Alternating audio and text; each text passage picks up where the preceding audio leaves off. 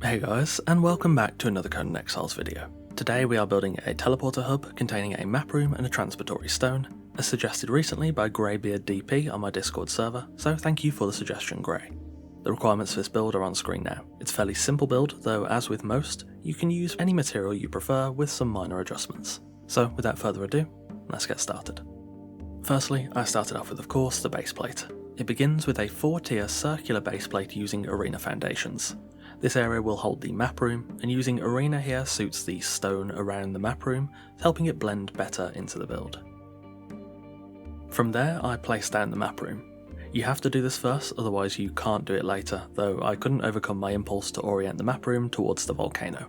You can also clip it very slightly lower into the floor if you aim right at the hole in the centre of the base plate, which helps a little with getting the map room a bit closer to the floor if you prefer. Next I added a ring of foundations around the base plate to make it a 5-tier circular foundation. I use sandstone here as it's a marker for fence foundations that I'll place down in a moment. I also placed down 2 Aquilonian foundations to mark where the entrance of this build will sit. After placing the Aquilonian fence foundations, I removed the sandstone foundations and then began on the walls. I used Aquilonian walls to build a perimeter retaining wall 1 tile thick, with doorways on the square foundations facing inwards.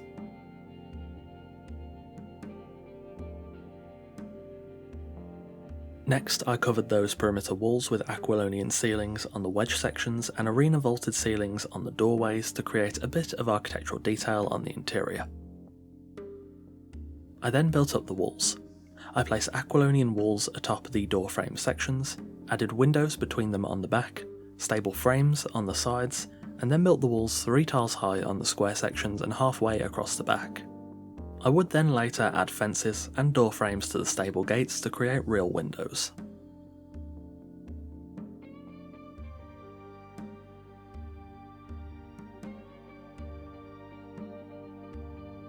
I next went outside the build and placed door frames between the remaining wall gaps topped with crenellated walls. Once I'd finished that, I then added some extra foundations outside and began on the stairs. These stairs will run against the side of the build, then merging into the walls to run up to the top where the transitory stone will sit. It's quite difficult to explain, but hopefully it should be easy to follow. I built the stairs up once, added a length of wedge ceilings ended with a square to merge into the perimeter walls.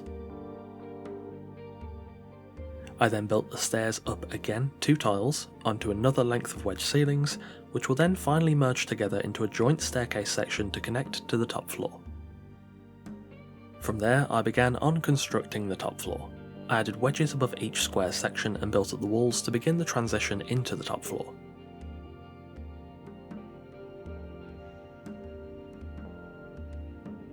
I used sloping sides to prepare the exterior side of the square sections for roofs later on, and I did the same for the wedge sections.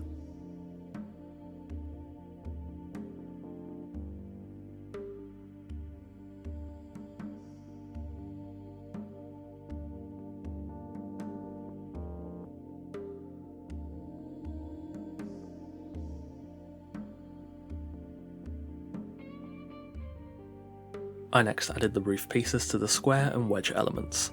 I chose Argosian, but many different types of roofing could work, and you could leave the roofing until the end if you prefer. I then added vaulted ceilings to the wedges to begin the transition into the top floor. I mirrored the foundations below, connecting everything together with a circular shape. There is fortunately just enough stability to go around here, but this build is at the absolute limit stability wise.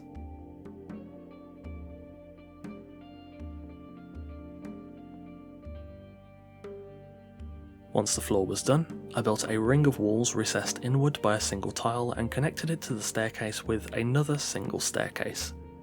I then added door frames on the overhang beneath the first floor ceilings and filled the gaps in the staircase walls.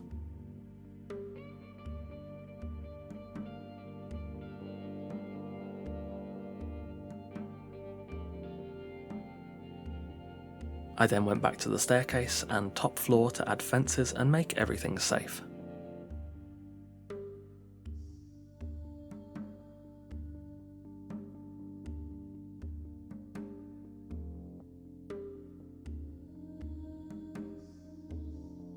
I then added roof pieces onto the first floor to smooth into the raised platform, which will hold the transitory stone.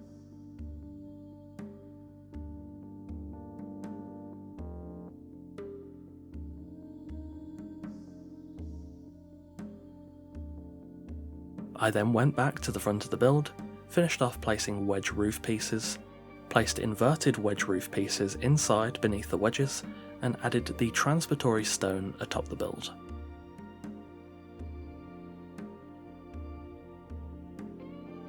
Finally, when the shell of the build was done, it was then time to, of course, furnish. Approaching the build, I've kept it pretty simple, as this build doesn't really need much.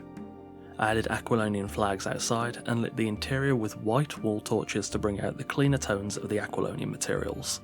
I also added oil lamps on the small interior segments behind each map room pedestal. These help to add a tiny bit of highlight to each pedestal and to the fringes of the map. I also added some banners inside for an extra touch of decoration, but honestly, not much is really needed here.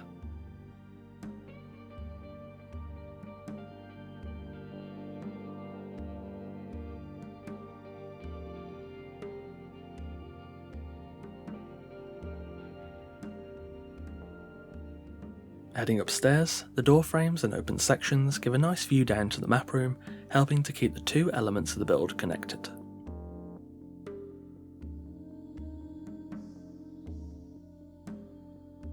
On the top floor is the transitory stone, which has definitely helped out a lot by being on a raised platform.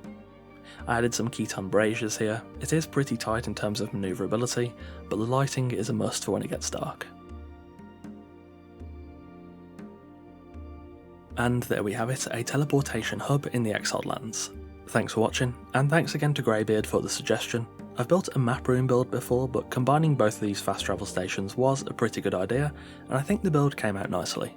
Season 3, Episode 2 of Settlers is dropping on Friday, so if you haven't seen the first episode of that season yet, you've got enough time to get started with what I think is the best season of Settlers to date. As always, a massive thanks to our wonderful esteemed coffee cultists for continuing to support the channel over on Patreon. Again, thanks for watching, take care, and I'll see you soon.